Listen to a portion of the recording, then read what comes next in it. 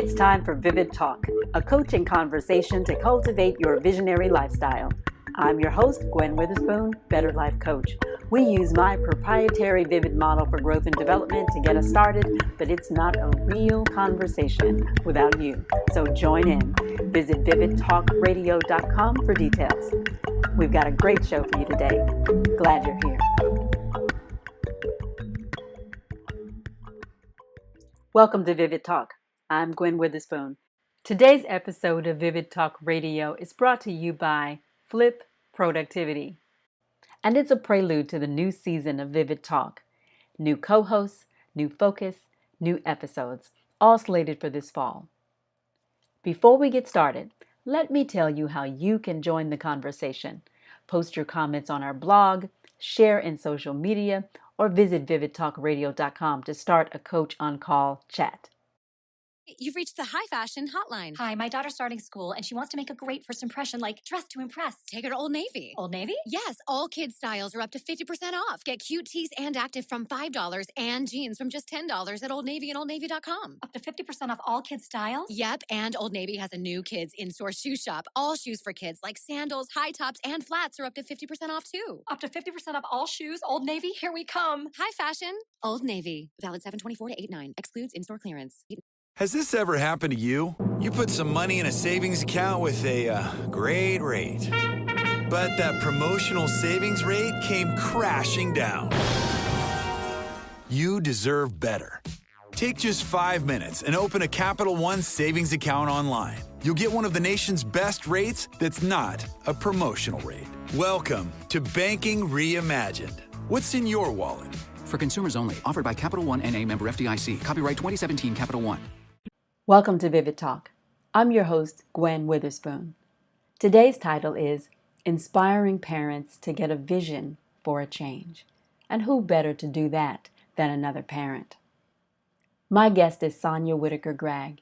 She has a master's degree in social work and a Bachelor of Arts in marketing. But most importantly, she's a wife and mother of 3 who was moved by the national headlines featuring the killing of young black men by police officers.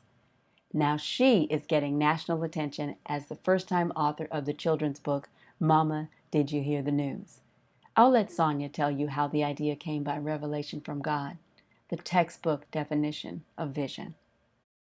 Sonia, welcome to Vivid Talk Radio. Thank you. Thank you so much for having me.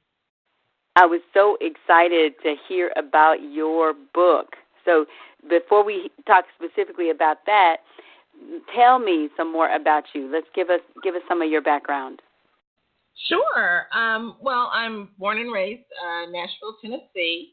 I did my undergraduate at the University of Memphis, worked in marketing for a little bit, and then I actually got my master's degree in sports administration. And I worked for about 10 years in athletics and sports marketing, mainly in the community relations area. And after doing some volunteer work, actually I was a CASA, court-appointed special advocate, working with foster kids. I decided to go and get my MSW. So I received my master's degree in social work from the University of Southern California, and that has kind of put me on this kind of trajectory of community issues, social issues, and things of that nature. And currently I reside in Tulsa, Oklahoma. And we move around a lot, actually, due to my husband's job. We move around quite often. And so I was working first as a child therapist with an agency and then as a school social worker, which I really loved. And the idea for this book actually came to me in my prayer closet. I was just doing some praying on what my next steps needed to be career-wise. Had thought about doing a children's book for some time, but never in the area of law enforcement or even social issues. And so the idea for this book came to me with everything that was going on in my prayer closet, and I knew it was something that I needed to do. And so what's the title of your book? The title of the book is Mama, Did You Hear the News? And it's based around a 10-year-old boy named Avery, who has there was another shooting, as we're all unfortunately familiar with, and he's just really concerned and goes to his parents to talk to them about, what can he do or what's going on? Do all policemen hate me? And so it just kind of walks through the talk that his parents have with Avery and the little brother. Your background in marketing kind of fills in a little bit of the puzzle for me, that why you would be able to actually produce a book. But so it sounds like, though, that you didn't really have any specific background in publishing per se. No, I didn't. It's interesting. When I lived in Arkansas, I was actually a personal assistant for author Elan Harris. I don't know if you're familiar with him. And so I was able to follow him around the country and do some kind of PR and just setting up engagements with him, which did give me a little insight into working with an author and what authors do PR-wise. But, I mean, I did that for just a couple of years. So I did have a little experience. So really, it sounds like also that this kind of mission that you're on now really was kind of this vision from God for how you could make a difference. So what was going on? What were you seeing? Absolutely. Yeah, well, it's crazy because when the idea first came to me, I was thinking, okay, yeah, I mean, I thought about doing a children's book, but this is a topic that I really hadn't even thought about. And probably it was less than 2 weeks later. I don't know if you're familiar with the Terrence Crutcher incident, which happened right here where I'm residing now in Tulsa, Oklahoma. And so once that happened, so close to me, you know, getting this idea in my prayer closet, that was just the confirmation that, yes, this is what I need to do. Because even though my sons are much older now and both driving, I knew that, first of all, I found myself once again sitting on the couch with my boys having the talk about what to do if you're pulled over by law enforcement. But I knew that I wasn't the only mom that was doing that, because once again, we see a black man who's unarmed, being shot by a police officer, and it's scary. And I thought about all of the moms and dads who are watching this unfold and who are concerned with their kids, not even just their kids who are driving, but younger kids who are seeing things through social media and just, sitting around watching television and seeing these things unfold. So that was really the confirmation that, I need to go ahead and put the pen to the paper and work on this book. So that's what I did. Now talk about the process. How long did it take? Oh, my goodness. I would say, so that was probably August, September-ish when that happened. It was crazy because it came to me rather quickly. And I think really because the talk is something that I believe as African Americans have been having with our kids for so long. So, the things that, that we already tell our kids to do. It's the same thing that, my parents talked to me about, or that my husband's parents talked to him about. So I kind of knew those things that were already told. And so it was just a matter of putting it in a format that I believed, it's a difficult subject, but to try to make it somewhat easy to remember for kids, and to try to lighten the subject just a bit, even though it's a serious topic, making it able for kids to be able to digest it, And so I think I probably finished all the text within, it was probably less than 2 months. And again, that was with me still working on other things and having a family and doing all these other things. So kind of doing this on the side. But I would say it took me less than 2 months. And then what I knew I really needed to do with this being a children's book, I knew I needed to find a great illustrator. I knew that would be the key in this book, is to making sure I could find an illustrator who could bring these characters to life, who could make it realistic, but also, soften the tone a little bit. So that was important to me too.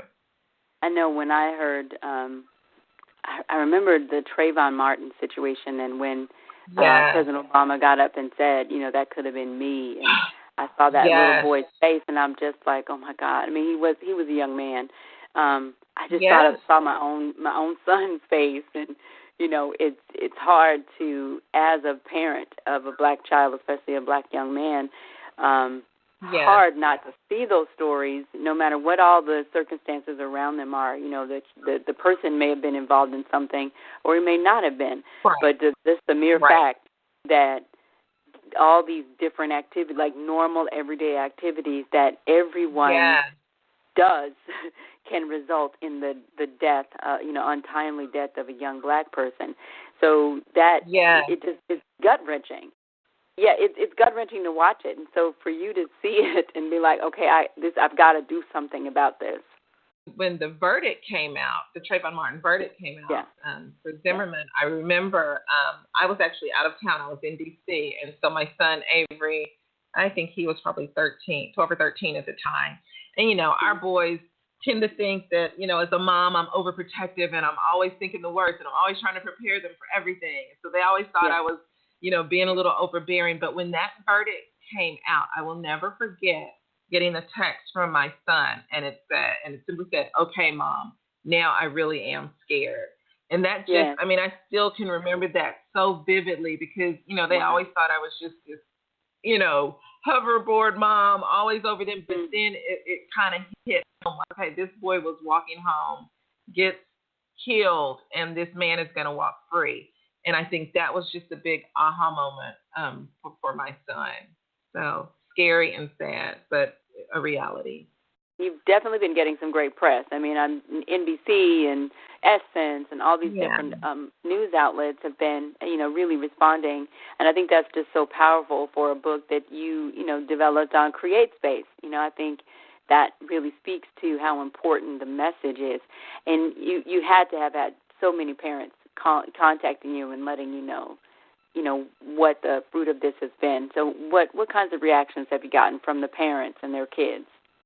Yeah, the response has been overwhelmingly great. I think a lot of parents definitely can relate to the story because, like I said, parents are having these conversations. I think one of the things that I do find myself trying to clear up is that I know that we still need police reform. I know that a lot of times police are still in the wrong. And so I find myself sometimes getting defensive. And so I've had to kind of pull back a little bit, but also say, hey, I'm doing what I feel like I can do to make a change right now. I know there needs to be some changes overall in the way law enforcement handles these situations, their de-escalation tactics, just their preconceived notions about Black men in general. But one of the things that I came up with as I do my mini talks is really comparing this book to wearing a seatbelt. So, of course, we know that now it's law. You have to wear your seatbelt.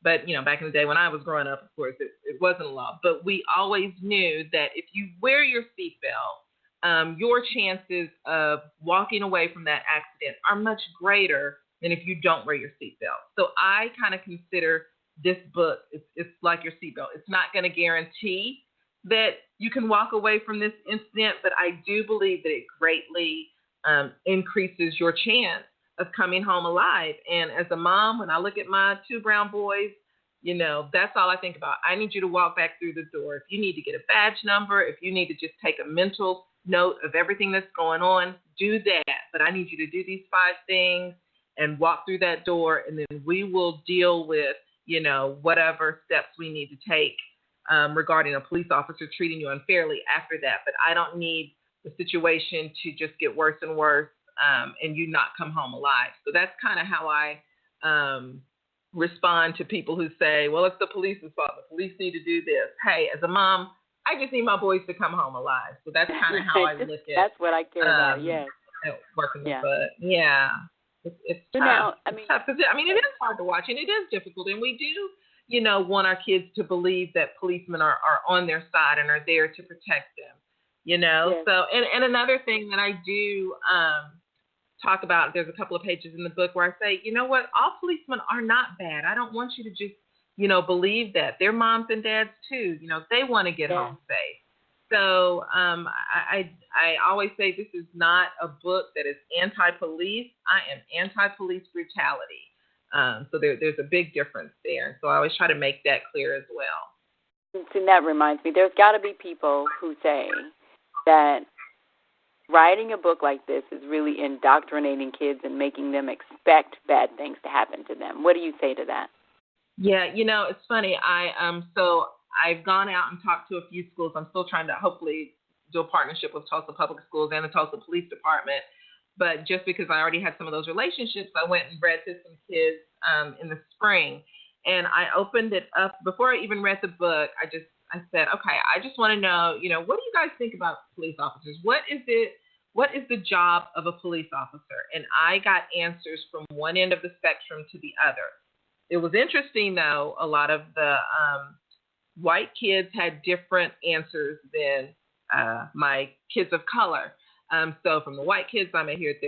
They're here to protect us. They come and get your cat out of a tree, or Right. they get the bad guys. And then on the other end, I was hearing, they shoot us. They take my dad to jail. They're mean to us. They follow us in the store. So it was very interesting to hear. And these were second graders. So before I read, anything out of my book, I just wanted to kind of see what their perception of police officers are. So I think that's very organic, just to get those real live answers from kids. And so that's been interesting to me. That's a good place to take a commercial break. When we return, we'll continue our conversation with Sonia Whitaker Gregg, author of Mama, Did You Hear the News? At Flip Productivity, we've made planning simple with the Flip 5 principles of planning. Look within. What is this dream that you have? Look up. Why is this worth doing? Look around. What's in your hand? Look ahead. What's the vivid view? Look back. How far have you come? FlipProductivity.com. Plan, produce, play. Welcome back to Vivid Talk. I'm your host, Gwen Witherspoon, and we're returning for the second half of my conversation with author and social worker Sonia Whitaker Gregg. Our topic is inspiring parents to get a vision for a change. Oh, boy. Let's see. I've learned that if I really put my mind to something, I can do it. Because I was very, I won't say nervous. I think when something comes to you in your prayer closet, you pretty much feel like you got to just move on it no matter what. But the process, self-publishing, I guess, is a lot of work because you don't have anyone holding your hand on the step. And I found myself being very resourceful, up late at night, just Googling information. And I think really, I say as strong Black women, we are so resilient and we can just be persistent. And I just found myself really working a lot harder than I ever have on anything. And I think, when you have your name attached to something, that's easy to do. But this is the other thing that I was thinking about, too, is there's got to be a price for something like this. There is a price for vision. Like, every time you have an idea to do something that's bigger than yourself, like this is definitely a cause-related, endeavor.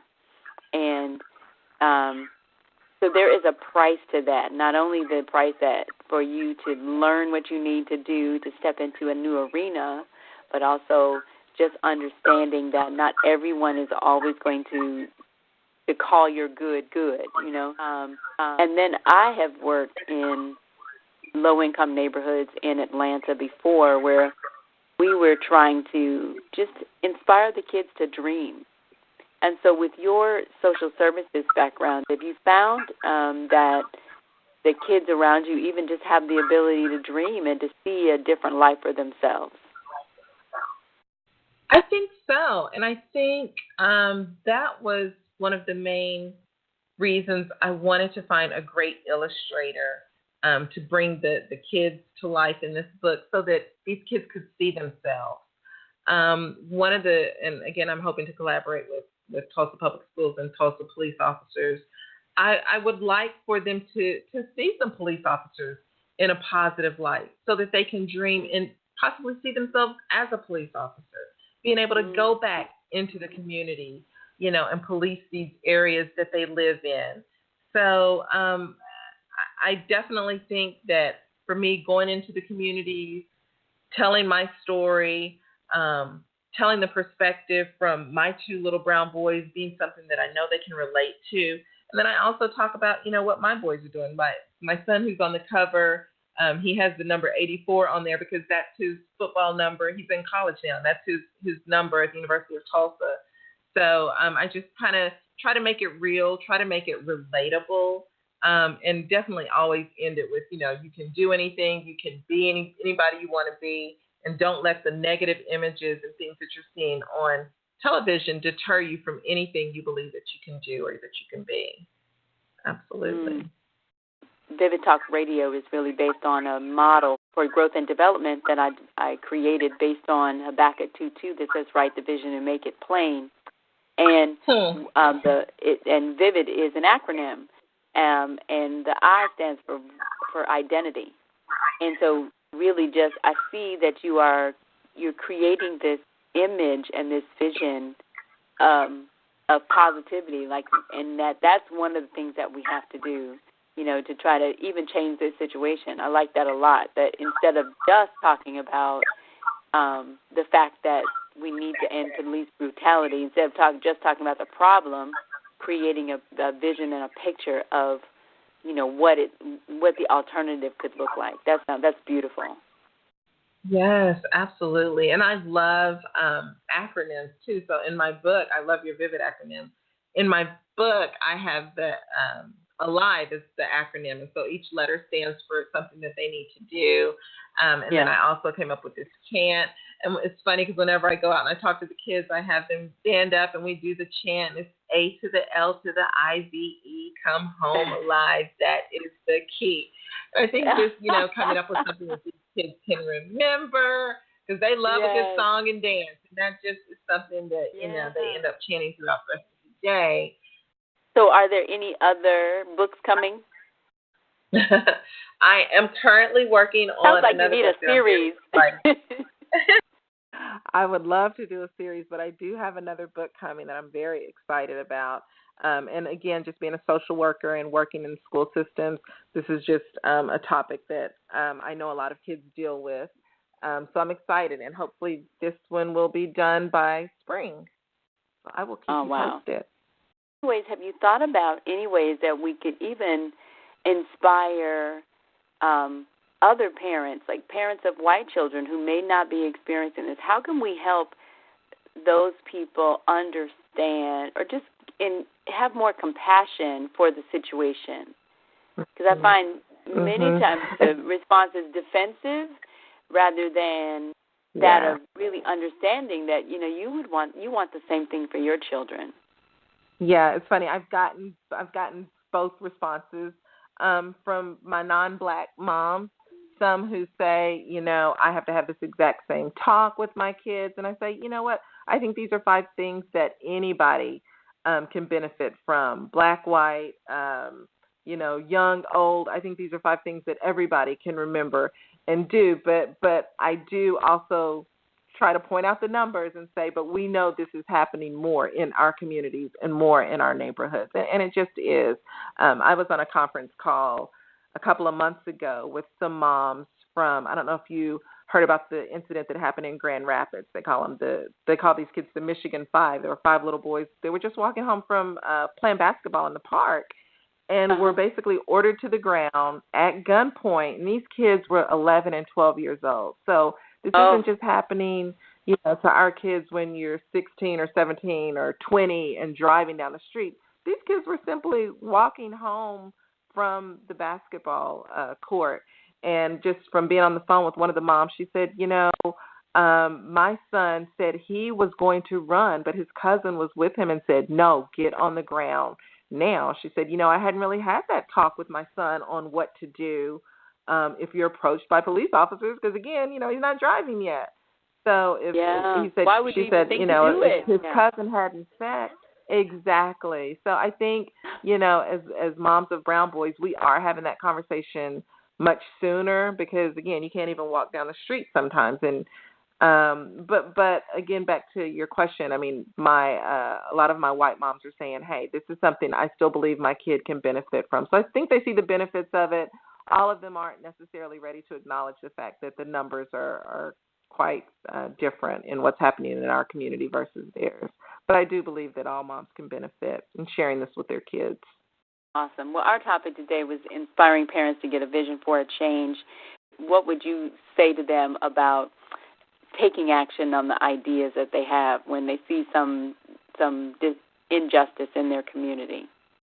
I mean, I would say if it's something you're seeing in your community, or if it's something that you're discussing with your kids or with your family, if it's something that is going on in your family and you see a need for it there, trust me, you're not the only parent who agrees with that. And there are other parents out there. So if there's something you can do, whether it's write a book, whether it's getting involved with different community groups, do that. Do it. Get involved. I think a lot of times it's easy to kind of sit back on the sidelines and watch and say, oh, well, this person over here will do it. I never really considered myself a social activist, but I'm finding myself locally being invited to things, that I never would have thought of even participating in. So things change because regular people step up to the plate and decide to make a change. So if you see something going on, you have to do it. Just step on out there and do it. Make the change. Where can we get you a copy of the book? The book is on Amazon.com. You can actually go, it's not in the stores at Barnes & Noble, but if you go to a Barnes & Noble, they can order it for you. But, Amazon, I think pretty much a lot of people order from there. I'm on Facebook and Instagram and Twitter at Memorize the 5 is my handle on all of those. And if you go to any of those, you can see how you can get a signed copy directly from me. But, just continue to spread the word. I can come and talk to schools. I'm looking to do a more national tour, but right now I'm just in Oklahoma or wherever I'm visiting. So I'm looking forward to continuing to get it out on a national level and getting that next book out too. Awesome. Well, we're going to be looking for it. Thank you so much for being with us today, Sonia. Oh, it was a joy. Thank you so much. Thank you so much. Have a great day. Has this ever happened to you? You put some money in a savings account with a great rate, but that promotional savings rate came crashing down. You deserve better. Take just 5 minutes and open a Capital One savings account online. You'll get one of the nation's best rates that's not a promotional rate. Welcome to Banking Reimagined. What's in your wallet? For consumers only. Offered by Capital One N.A. member FDIC. Copyright 2017 Capital One. At Flip Productivity, we've made planning simple with the Flip 5 principles of planning. Look within. What is this dream that you have? Look up. Why is this worth doing? Look around. What's in your hand? Look ahead. What's the vivid view? Look back. How far have you come? FlipProductivity.com. Plan, produce, play. Thanks for listening to Vivid Talk Radio, a coaching conversation for visionaries. A special thanks to our sponsor, Flip Productivity, an action planning system to help you plan your work, produce what you've planned, and spend more time at play. Visit vividtalkradio.com to follow us and make sure you never miss an episode. Join the conversation by speaking your mind, posting your comments, sharing in social media, and tagging @VividBrands.